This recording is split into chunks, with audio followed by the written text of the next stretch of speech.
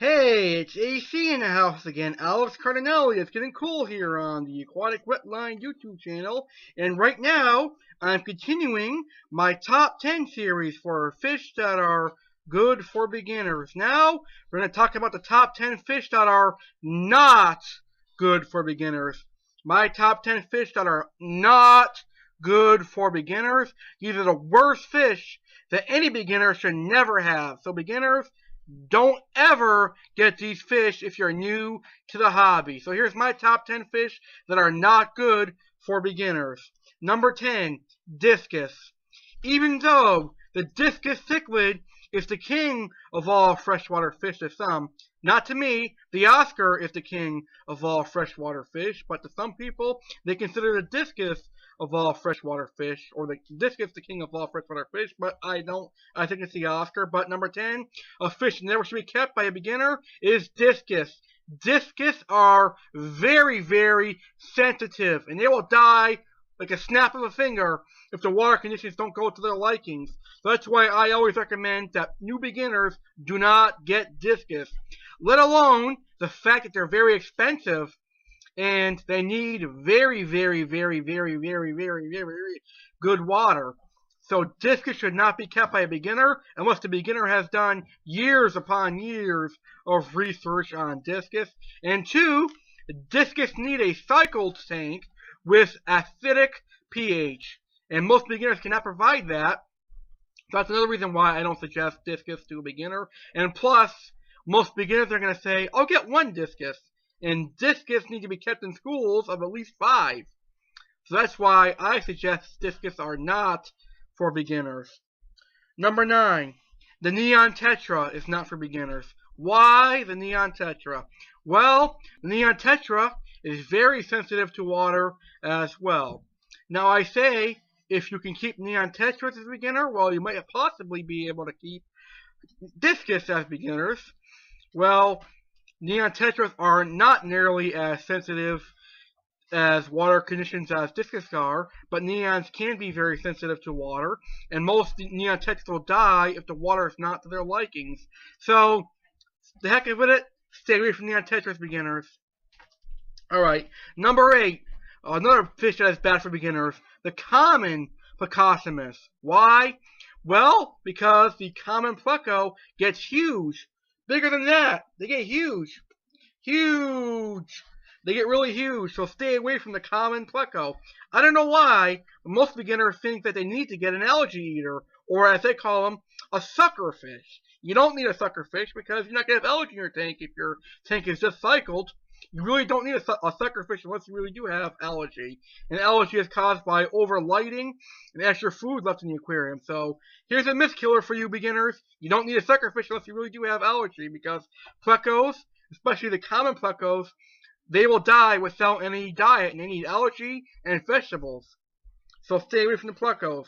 Number 7, another one of my favorite fish, but I have to recommend them not for beginners.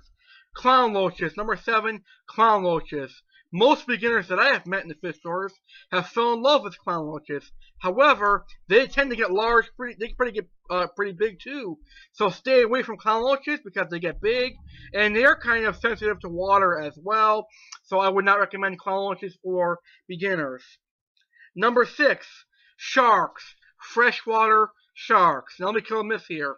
The freshwater sharks are not sharks. They are not. They are fish. They are barbs or they are catfish. Alright? But most of the shark species in freshwater get really, really big, especially the iridescent shark and the tricolor shark, also known as the bala shark. So that alone is a reason to avoid them as a beginner. Now, there are some sharks that are good for beginners, such as the red-tailed shark and the rainbow sharks. So if you're a beginner, you can keep a red-tailed shark or a rainbow shark. Number 5, tinfoil barbs. And no, we're not cooking in here.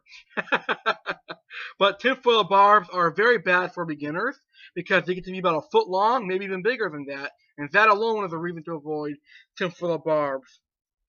Number 4, African cichlids. And African cichlids are kind of easy to keep, but they have different water conditions than most beginners know about. So for that reason alone, I say African cichlids are not for beginners unless you do research on them, just like Discus. But they are easier than Discus, so maybe a beginner can keep African cichlids, but you need to overcrowd an African tank to avoid aggression. And aggression is another reason why I suggest beginners don't even try African cichlids. Now, if a beginner wanted to try an African cichlid, I would suggest a crib, a criminensis, or a jewel cichlid. Those are the two easiest beginner African cichlids, cribs and jewels. Number 3, a beginner fish that is not good for beginner would be monster catfish. You know, the red-tail catfish, the tiger shovel-nosed catfish, the common plecos, which I mentioned already. Monster catfish in general should not be kept by beginners because they're going to get huge. I'm talking 3 or 4 foot long. So no monster catfish for beginners, because what's the beginner going to think when the catfish grows bigger than the aquarium? I'll put him in the pond. I'll put him in the river, which is the worst thing to do in this hobby. So that's why I suggest monster catfish should not be kept in the hobby. Number 2, monster fish in general. You know, things like pacus, iridescent sharks, clown knives, arowanas. They should not be kept by beginners because they get huge. And what happens when they get huge? Well, beginner might put them in the pond, might put them in the river, or worse, might kill them. So don't keep them beginners because they're going to get huge. And number 1, the number 1 worst beginner fish, and I hate to say it because the fish I hold close to my heart and I love, and that is the Oscar cichlid. The Oscar cichlid should not be kept by a beginner. Why? Because the Oscar cichlid gets to be about a foot long. The Oscar cichlid eats a lot. The Oscar cichlid creates a lot of waste. And the Oscar cichlid tank needs a lot of water changes. It needs at least 2 water changes a week because they produce a lot of waste. Now, if a beginner is really interested in Oscars, then a beginner should do a lot of water changes for them and take care of their Oscars. Now, most beginners don't get a tank bigger than a 55-gallon. And Oscars need a tank bigger than 55. A 75-gallon alone is big enough for just one Oscar. So, if a beginner wanted to get an Oscar, then they have to get a 75-gallon and just keep one Oscar. But Oscars should not be kept by beginners because they get big. And most beginners don't get a tank bigger than a 75 or 55. Alright? So those are my top 10 fish that are not good for beginners. Sorry, if you're a beginner, you can't have Gizmo like I do.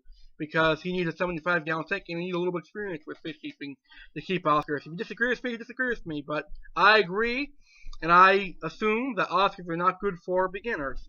So here's my top 10 fish again that are not good for beginners.